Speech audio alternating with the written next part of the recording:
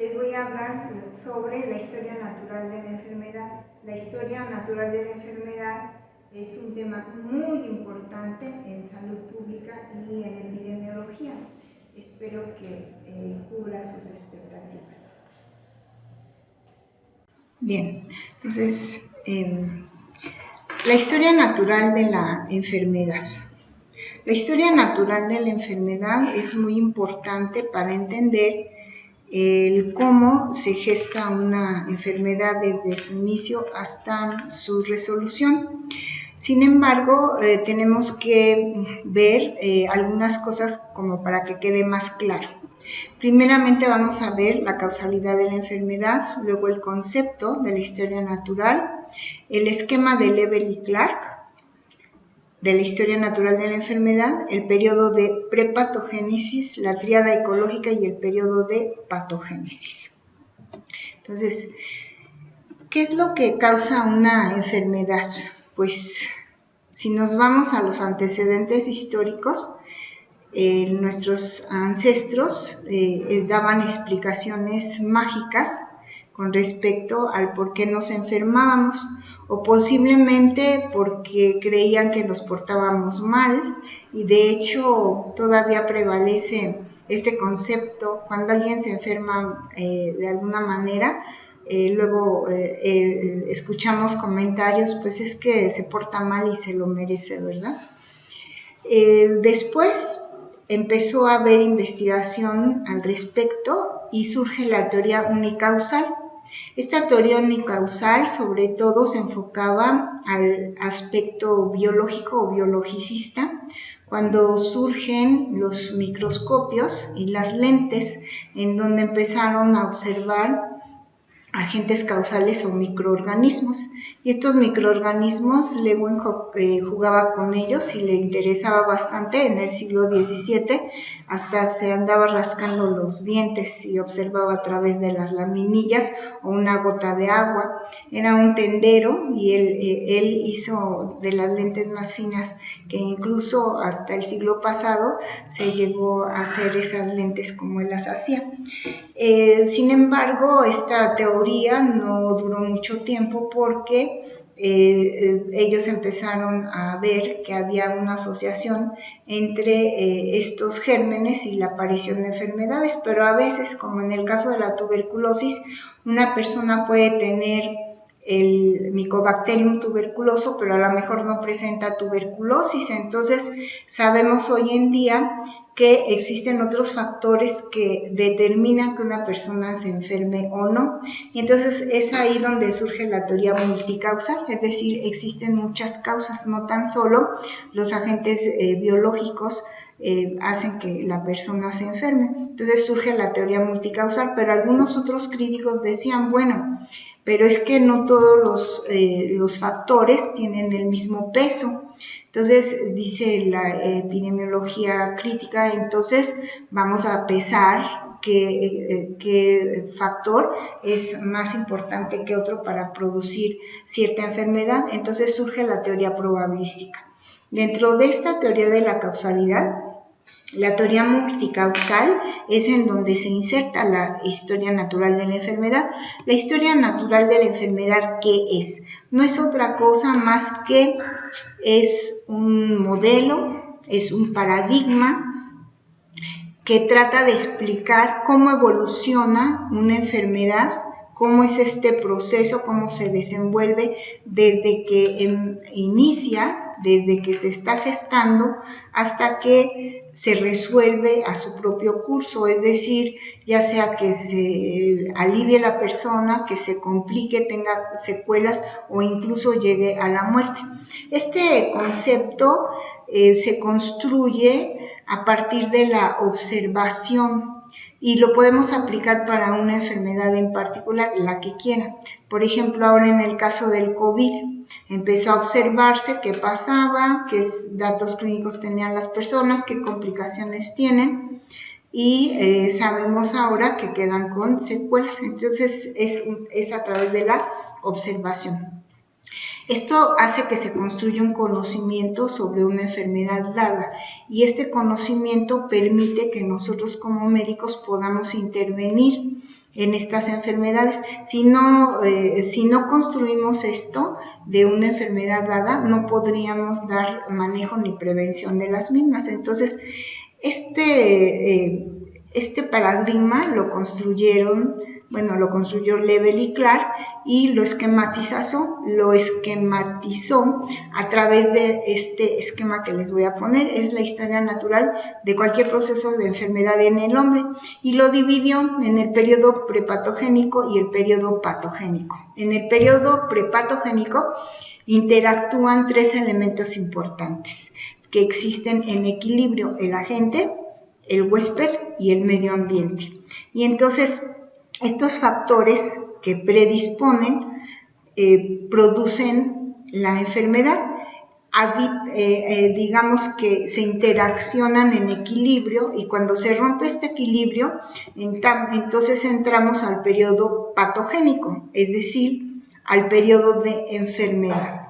Entonces, existe la interacción del huésped y los estímulos del medio ambiente y del huésped, y entonces existe la patogénesis temprana. Pero en esta patogénesis temprana nosotros no nos damos cuenta de que estamos enfermos.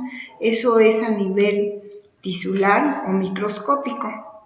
Entonces, cuando nosotros atravesamos el horizonte clínico es cuando aparecen los signos y síntomas. Entonces, el horizonte clínico, ¿qué es entonces? Es una línea divisoria que si lo vemos a través de nuestros ojos, en esa línea, hacia abajo no hay signos y síntomas y hacia arriba sí hay signos y síntomas. Lo de abajo podemos llamarlo con otros nombres como etapa subclínica o preclínica y lo de arriba es ya netamente clínico y por lo tanto hay manifestaciones, signos y síntomas.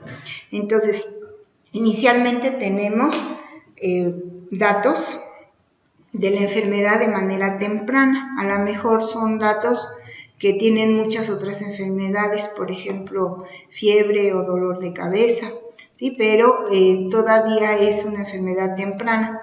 Luego la enfermedad un poco más avanzada y esta enfermedad, si avanza, puede dejar secuelas o daños o puede dejar un estado crónico de la enfermedad y, ¿por qué no?, hasta la muerte. O puede haber recuperación y entonces nos bajamos abajo del horizonte clínico o nos volvemos al periodo prepatogénico. Podemos crear inmunidad y resistencia. El periodo de incubación, ¿qué es? Es el periodo que existe desde que entra un agente biológico o microbiológico, se reproduce en el organismo y ya estamos en el periodo patogénico porque se está reproduciendo, está produciendo la enfermedad, está produciendo daño tisular. Sin embargo, este periodo incluye desde que entra el agente biológico, se reproduce y aparece la primera manifestación clínica. Entonces, el periodo de incubación incluye desde que entra el agente biológico hasta la aparición de los primeros signos y síntomas. Eso es para enfermedades infectocontagiosas. Para enfermedades crónico-degenerativas no se usa el término de periodo de incubación. Recordemos que Lebel y Clark hicieron este esquema enfocándose a la enfermedad infectocontagiosa. Hoy en día este esquema lo podemos aplicar para enfermedad crónico-degenerativa. En este caso el periodo de latencia se aplica para enfermedad crónico-degenerativa. Ejemplo, cáncer. Empiezan alteraciones celulares y entonces hasta que existe la primera manifestación clínica, esto es el periodo de latencia. Eso es lo que compone la historia natural de la enfermedad en el hombre. Entonces, incluye el periodo prepatogénico y el patogénico. Veamos, en el periodo de prepatogénesis existe un conjunto de procesos que ocurren antes de que inicie la enfermedad en el hombre. Y entonces existe el ambiente, el agente causal y de alguna manera se requiere un estímulo para que se desate esta enfermedad. Entonces tenemos el huésped y el medio ambiente, ¿sí? Entonces veamos del agente. El agente causal de la enfermedad puede ser de tipo biológico, pueden ser virus, bacterias, pueden ser físicos, pueden ser químicos o mecánicos. Por ejemplo, lo físico pudiera ser calor, frío. Químico, pues cualquier sustancia, por ejemplo, cloro. En el caso de mecánicos, por ejemplo, por machacamiento, te apachurras, o por qué no, te avienta un vehículo de motor. Entonces, los agentes pueden ser muchos. En cuanto al agente biológico, es decir, los seres vivos que pueden producirnos enfermedad, llámense virus, hongos, bacterias. En ellos se les estudia su infectividad, es decir, la capacidad de producirnos infección. La patogenicidad es la capacidad que tiene el agente biológico de inducir o de provocar la enfermedad. La virulencia es la capacidad del agente biológico que tiene de producir enfermedad, pero en este caso, casos graves, letales o fatales. Y la antigenicidad, la capacidad del agente biológico de producir la reacción antígeno-anticuerpo, es decir, que desencadene la formación de anticuerpos o defensas en el organismo. En cuanto a las características del huésped o donde se aloja la enfermedad como tal, nosotros tenemos que estudiar estas personas o los pacientes o los individuos que en general podemos estudiar en ellos su estructura, cómo se conforman, es decir, a lo mejor podemos estudiar su talla, es decir, su estatura, su peso, cómo funcionan. Cada individuo es diferente. Algunos tendremos o tendrán ciertas características inmunológicas, son a lo mejor más susceptibles a infectarse o no. La edad es muy importante porque en ciertas edades se dan más ciertas enfermedades que en otras edades. Por ejemplo, las enfermedades crónico-degenerativas son más frecuentes en edades más avanzadas. En cuanto a género, también el género hace que nos enfermemos de ciertas cosas. En el caso de las mujeres, por ejemplo, a ellas se les puede presentar con más frecuencia cáncer de mama, aunque específica de género el cáncer cervicuterino. Los hombres no tienen útero, por ejemplo. En cuanto al grupo étnico, aquí los grupos étnicos son muy importantes.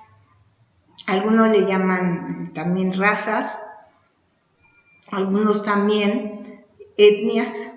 Recordemos que en nuestro país existen muchos grupos que consideramos que estamos en rezago social y económico, y en ellos las brechas en cuanto al proceso salud-enfermedad se ven mucho más marcadas en ciertas enfermedades, sobre todo, pues sí, en las infectocontagiosas y, ¿por qué no?, también en crónico-degenerativas. La familia, no es lo mismo pertenecer a una familia que te dé autoestima a una que no te dé, y entonces eso hace que nosotros tengamos cierta psique. El estado general de salud, los aspectos de comportamiento de cada quien hacen que nos enfermemos o no de ciertas enfermedades. El que nos desarrollemos o nos ocupemos en cierta actividad hace que nos enfermemos. Por ejemplo, a un minero se le cae la mina encima, a una secretaria nunca se le va a caer la mina encima, ¿no? Entonces, lo que nos dediquemos también hace que determine a lo que nos enfermamos. El estado de salud también es importante. Son factores que predisponen, por ejemplo, el vivir solo te predispone a que no te cuides lo suficiente a lo mejor y tiendas a accidentes. Los hábitos y costumbres que son heredados por cuestión cultural son muy importantes, porque dime qué haces y qué comes y te diré de qué te vas a enfermar, por ejemplo. Y pues estos elementos hacen que el individuo también en su biología también nos hacen susceptible o no a ciertas enfermedades. Ambiente y sitio. En cuanto al ambiente, es muy importante, es en donde interactúan el agente y el huésped. Este ambiente puede que nos provoque o favorezca que nos enfermemos. En cuanto al ambiente físico, pues tiene que ver pues el clima, el suelo, el saneamiento, la contaminación ambiental es muy importante. En cuanto al aspecto socioeconómico, también existen ciertos elementos que favorecen el enfermarnos o no. Entonces, si yo nací en cierto lugar que se carece de economía y aspectos sociales, por ejemplo, altamente industrializados, pero yo estoy en una zona marginada, entonces mi comunidad va a carecer a lo mejor de agua potable. El que yo viva en un lugar en donde exista cierta flora o fauna o ciertos reservorios o vectores va a hacer que yo me enferme o no. Por ejemplo, el mosquito Anófeles habitualmente vive no más de 1800 metros sobre el nivel del mar. Entonces el mosquito Anófeles pues me produce paludismo, entonces eso es muy importante. Y también es importante al grupo humano al que yo pertenezco, porque dependiendo del grupo humano al que yo pertenezco, va a tener cierto tipo de esperanza de vida, cierto tipo de estructura por edad, fecundidad, migración, y eso está determinado por aspectos sociales y económicos.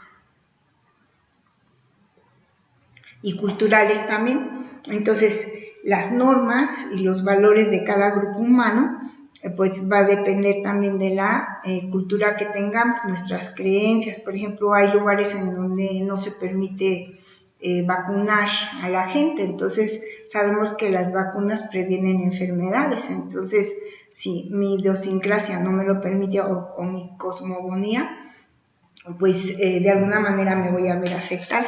También los aspectos culturales determinan esta situación de la capacidad de las libertades humanas.